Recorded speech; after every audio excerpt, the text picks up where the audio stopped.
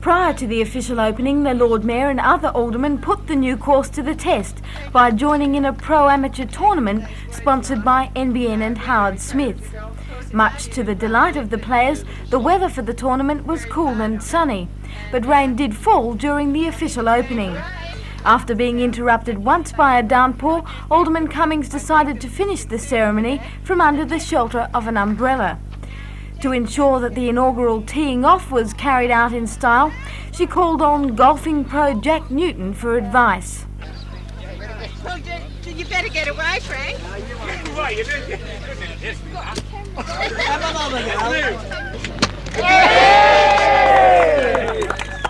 With that task completed, Alderman Cummings then unveiled the plaque, which will be displayed on the yet-to-be-built clubhouse.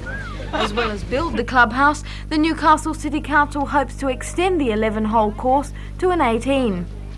After the opening, prizes were presented to the winners of the day's tournament by a representative from Howard Smith and NBN's weatherman Des Hart, who did apologise for the rain. When I report back to work on Monday, I know my Chief Executive, Joe Sweeney, is going to say, "You allowed it to rain on the Lord Mayor. You are fired." I'm sorry, Joy, that you had to get wet.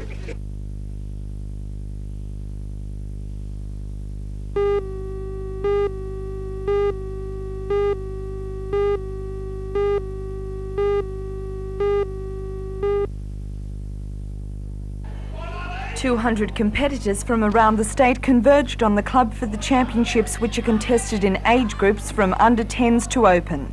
The word judo means the gentle way, and it is an Olympic sport with growing popularity.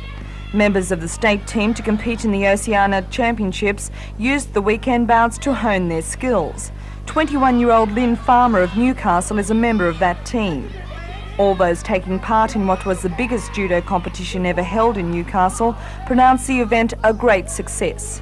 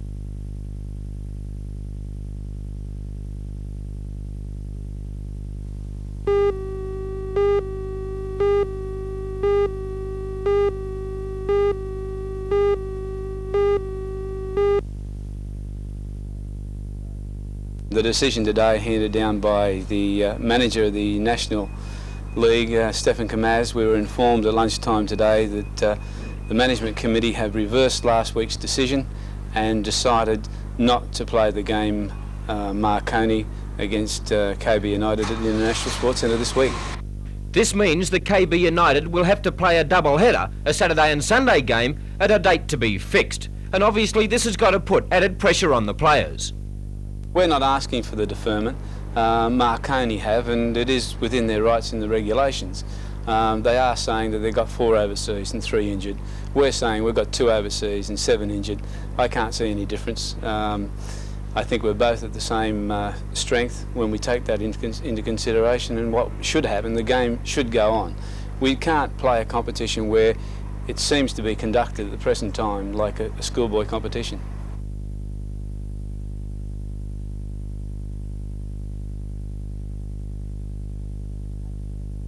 We'll have to go through is a situation where Marconi will play Newcastle on a Saturday, and then on a Sunday we will have to pay our fixture that is set down for that date.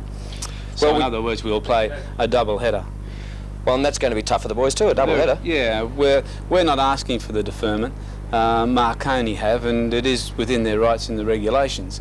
They are saying that they've got 4 overseas and 3 injured. We're saying we've got 2 overseas and 7 injured. I can't see any difference. I think we're both at the same strength when we take that into consideration, and what should happen, the game should go on. We can't play a competition where it seems to be conducted at the present time like a schoolboy competition. Pat, thanks very much for speaking.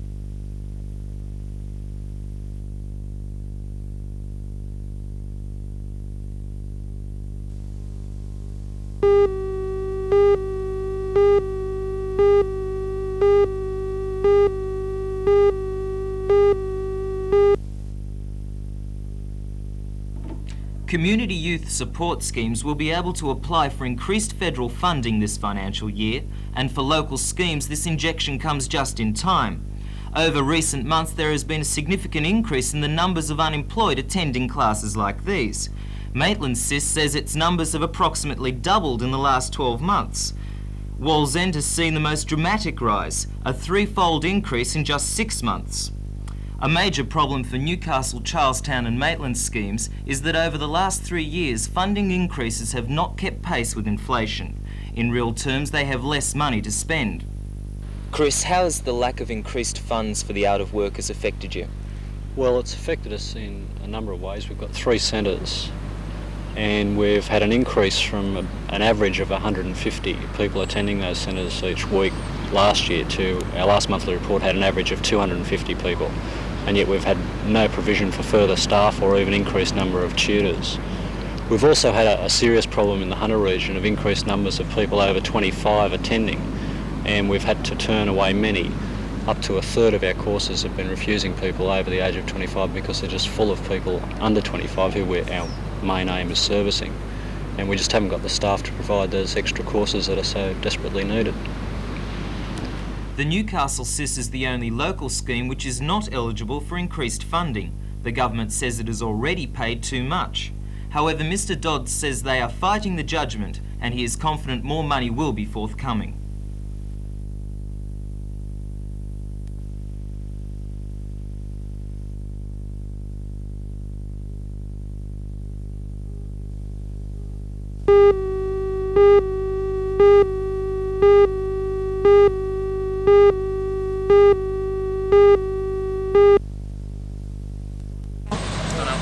The problem of coordination can arise at a bad accident scene when the various emergency services arrive at different times. If the fire brigade arrives first, should it attempt to remove a person trapped in a car? Who's in charge of moving the patient and vehicle, the ambulance or the police rescue?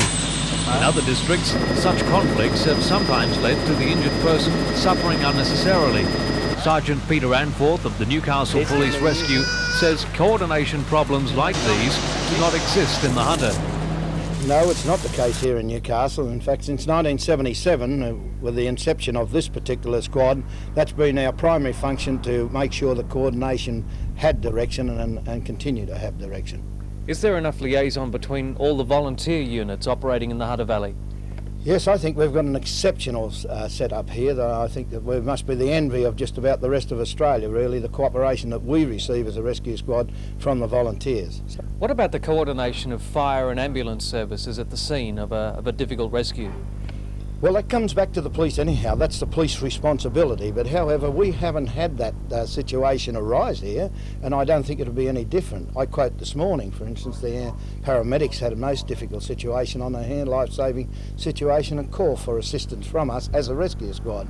And we worked together quite amicably, and I think the rescue was most successful because we're able to cooperate and coordinate and know one another personally.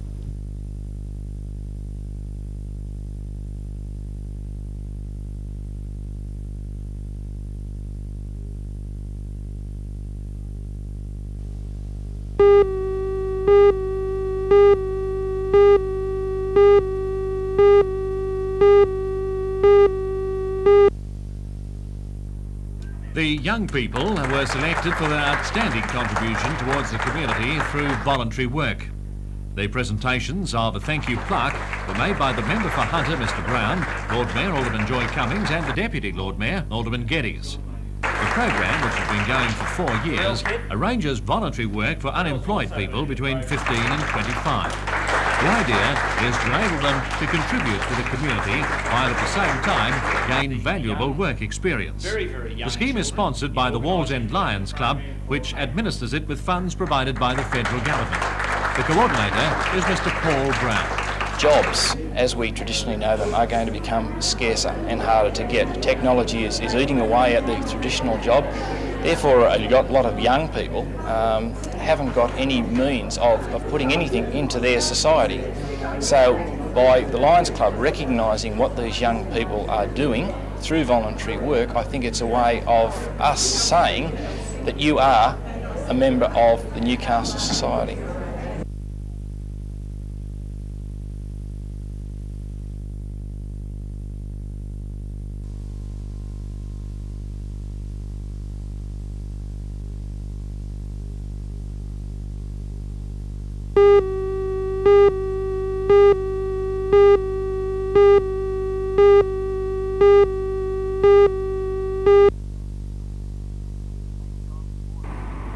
Thanks, John. Good morning. Doesn't feel quite so cold out here at the moment. The wind's not blowing as strong as it was yesterday. The temperature's still down. It's between 5 and 6 degrees at the moment, so not too pleasant out here on the beach this morning. Waves around 1.2 to 1.5 metres for the board riders. Conditions are nice and glassy this morning with a lack of wind. Waves seem to have reached their peak. The swell's coming in from the southeast. I don't think it's going to get much bigger. Some of the biggest set waves reaching 1.8 metres, but generally speaking, waves between 1.2 to 1.5 metres for the board riders.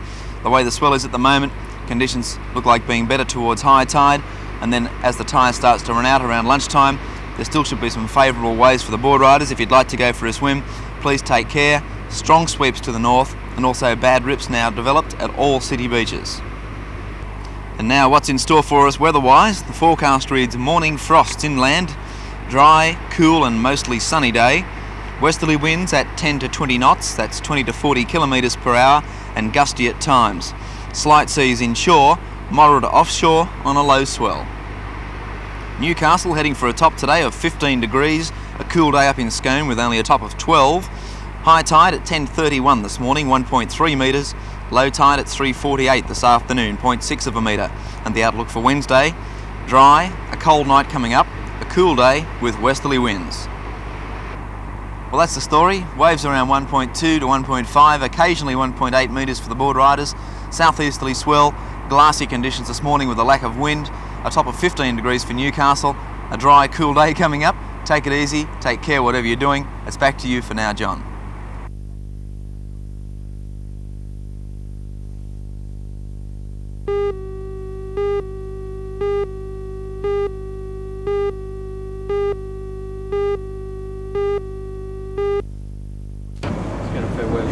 Three members of the Lambton Group flew out from Belmont this morning.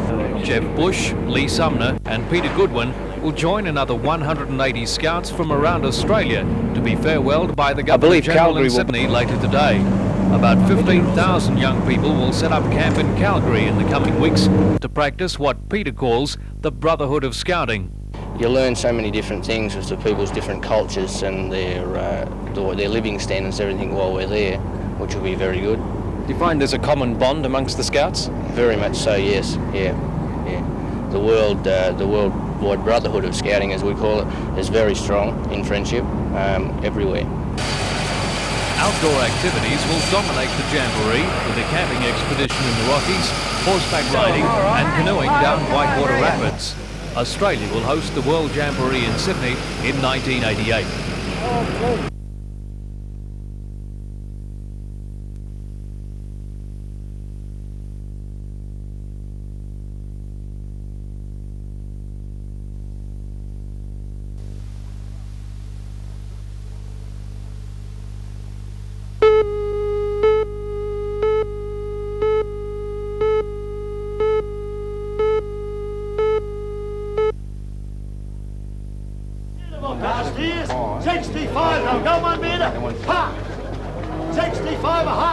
After 4 years of severe drought and with beef growers now rebuilding their herds, the release of the product is well timed. Research has shown that Computos can add, on average, 20 kilograms of extra beef to steers. The introduction of the product to the Australian market follows 5 years of field testing, mostly in Queensland and New South Wales. Internationally, more than 15 years of research have been devoted to the product's development, and it was released for use in Britain 3 years ago. Since then, it has been registered for use in more than a dozen major beef-producing countries. The manufacturers, Elanco, say the product's release now will help Australia compete with countries already using the growth promotant. Elanco's product manager, Ken Armstrong, explains how it works. What's new about Compudose really is the delivery system, which is based on a silicon rubber rod. And this silicon rubber rod is injected underneath the skin of the steer's ears and in fact releases at a regular and even rate the growth promotant into the steer's blood system for a long period of time. And whereas before we had 90 days or 100 days growth promotion with the compressed tablet like growth promotants, Compudose, because it's a silicon rubber implant, lasts for 200 days. The implant is based around the slow release of the naturally occurring hormone estradiol 17-beta. Estrogens and other growth-promoting substances are taken from the steer when it's castrated. Compudose restores the natural balance with the estradiol, which passes into the bloodstream and then acts on the pituitary gland, stimulating growth. Research has shown that throughout the period of the implant, there is no adverse effect on carcass quality, and taste and texture are unaltered. Trial results have proven Compudose to be very cost-effective. On average, a steer has to gain only 6 kilograms to pay for the implant. Beef industry sources say the conservative benefit to the industry would be at least $25 million a year.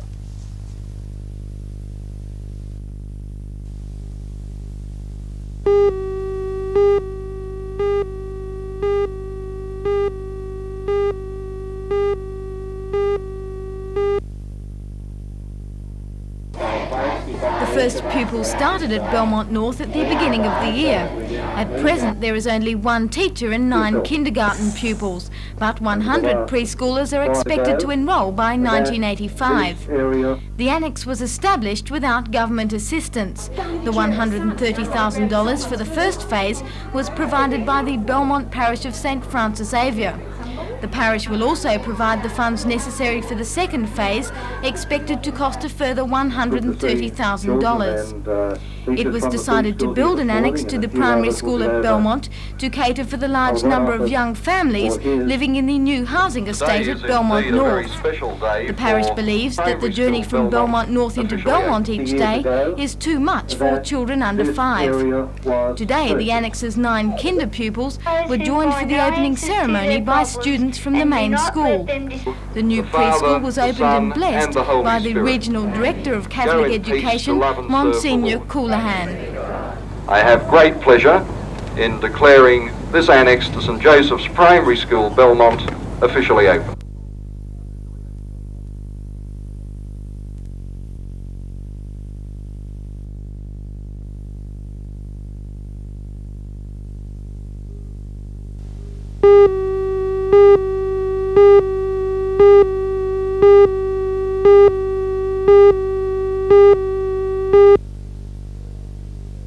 Yeah, we sort of anticipated a couple of victories and to go on to the finals, but you know, it was a good year. We've never been in the playoffs, and fortunately we made it, and it gives us something to work on for next year. Of course, the Newcastle fans want to know what's going to happen to George Morrow in 1984. Will he return to Newcastle? Well, first of all, I'd like to thank the Newcastle fans for being so loyal and good people to me, and at this stage, I'm looking forward to going home and seeing my mother and my family, and we'll just weigh a few options and see what happens. George, I've heard on the grapevine that there is a couple of clubs throughout Australia that want to talk to you during the off-season. What about these rumours? Well, they'd have to come up with an extremely good offer, because I like Newcastle and the people look after me, and I want to put something back into a situation.